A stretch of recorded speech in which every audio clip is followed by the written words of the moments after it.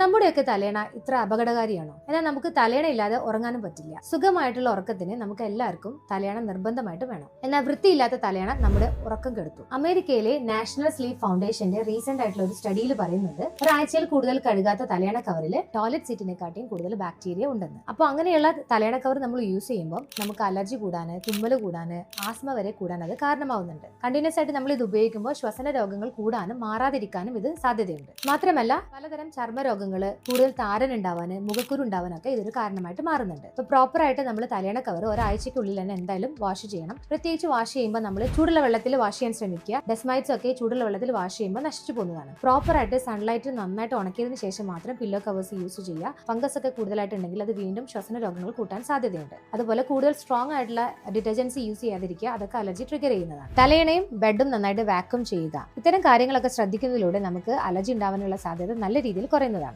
അപ്പൊ മറക്കണ്ട, നിങ്ങൾ ഇപ്പൊ തന്നെ പോയിട്ട് നിങ്ങളെ തലേണ കവർ കഴുകിട്ടോളൂ. അലർജി ഉള്ളവർക്കൊക്കെ അത് വളരെയധികം ആശ്വാസമായിരിക്കും.